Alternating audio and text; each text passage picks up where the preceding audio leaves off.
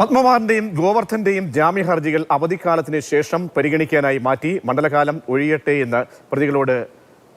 എന്ന് പ്രതികളോട് കോടതി പറയുകയും ചെയ്തു. എസ് രാഗിൻ ചേരുന്നുണ്ട്. രാഗിൻ, അങ്ങനെ രണ്ടുപേരുടെയും ഹർജികൾ ഇന്ന് കോടതിയിലേക്ക് എത്തി. എന്തുകൊണ്ട് ഈ ദിവസം പരിഗണിക്കാതെ മാറ്റിവെക്കുന്നു? കോടതി എന്താണ് പറഞ്ഞത്?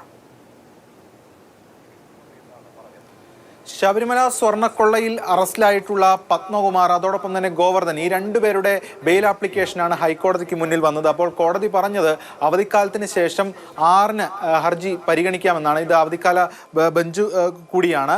ഈ ഘട്ടത്തിലാണ് കോടതി ആ ഒരു കാര്യം പറഞ്ഞത്. ഇതോടൊപ്പം തന്നെ കോടതി ചോദിച്ച മറ്റൊരു കാര്യം, അന്വേഷണം മന്ദഗതിയിലാണെന്നാണല്ലോ വാർത്തകൾ എന്ന കാര്യം കോടതി ചോദിച്ചു. ഒരു പരിധിക്കപ്പുറം പോകുന്നില്ല എന്നൊക്കെയാണ് കേൾക്കുന്നത് എന്ന കാര്യവും കോടതി വാക്കാൽ പരാമർശിച്ചു.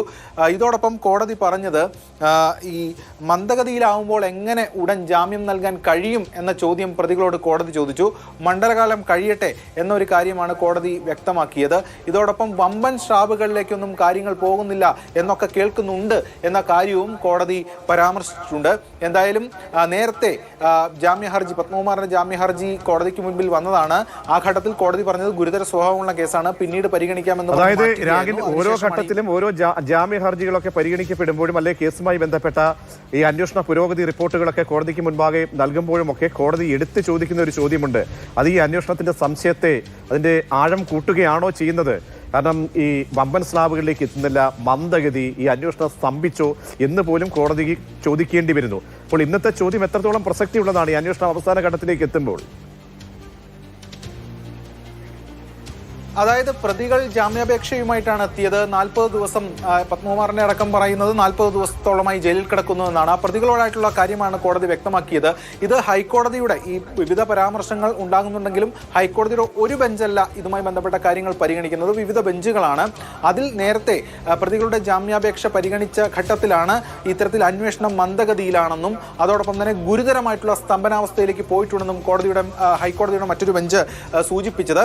അത് ഉൾപ്പെടെയുള്ള കാര്യങ്ങൾ ചൂണ്ടിക്കാണിച്ചുകൂടി കൊണ്ടായിരിക്കും ഒരുപക്ഷെ സ്വാഭാവികമായിട്ടും ഇന്ന് പരിഗണിച്ച ബെഞ്ച് ഈ നിലപാട് സ്വീകരിച്ചിരിക്കുന്നത്. എന്നാലും കോടതി പറഞ്ഞൊരു കാര്യം ഇതാണ്, അതായത് അന്വേഷണം മന്ദഗതിയിലാണെന്നാണല്ലോ വാർത്തകൾ എന്ന കാര്യമാണ് കോടതി ചോദിച്ചത്. ഇതോടൊപ്പം തന്നെ കോടതി പറഞ്ഞത് ഒരു പരിധിക്കപ്പുറം പോകുന്നില്ല എന്ന് കേൾക്കുന്നുണ്ട്. അന്വേഷണം അങ്ങനെ മന്ദഗതിയിലാണെങ്കിൽ എങ്ങനെ ഉടൻ ജാമ്യം നൽകാൻ കഴിയുമെന്ന ചോദ്യമാണ് പ്രതികളോട് കോടതി ഇപ്പോൾ ചോദിച്ചിരിക്കുന്നത്. അതുകൊണ്ട് തന്നെ വമ്പൻ സ്രാവുകളിലേക്കൊന്നും കാര്യങ്ങൾ പോകുന്നില്ല എന്ന് കേൾക്കുന്നുണ്ടല്ലോ എന്ന കാര്യവും കോടതി പരാമർശിച്ചു. എന്തായാലും കോടതിയുടെ വാക്കാലുള്ള പരാമർശമാണ്. കോടതി അത് അവധിക്കാലത്തിന് ശേഷം പരിഗണിക്കാമെന്ന് പറഞ്ഞു മാറ്റുകയാണ് ഈ രണ്ടുപേരുടെ ബെയിൽ ആപ്ലിക്കേഷൻ ചെയ്തിരിക്കുന്നത്. രാഗിനാണ് വിവരങ്ങൾ നൽകിയത്. കോടതി പ്രധാനപ്പെട്ട ചോദ്യം ഇന്ന് രണ്ടുപേരുടെ ജാമ്യ ഹർജി പരിഗണിക്കുമ്പോഴും ചോദിക്കുകയാണ്. ആ ചോദ്യം വളരെ പ്രസക്തമാണ്. അന്വേഷണം എന്തുകൊണ്ട്, ചില സംശയങ്ങൾ അന്വേഷണത്തിൽ ഉണ്ടാകുന്നു, വമ്പൻ സ്രാവുകളിലേക്ക് എന്തുകൊണ്ട് ഈ അന്വേഷണം പോകുന്നില്ല എന്ന് കോടതിക്കാണ് ചോദിക്കേണ്ടി വരുന്നത്. അത് വിവിധ ബെഞ്ചുകൾ ഈ കേസ് പരിഗണനയ്ക്കായി പലപ്പോഴും ജാമ്യ ഹർജിയും ഒക്കെ ഉൾപ്പെടെ എത്തുമ്പോഴൊക്കെ തന്നെ ഈ ചോദ്യം ഉന്നയിച്ചു എന്നുകൂടി നമ്മൾ മനസ്സിലാക്കണം.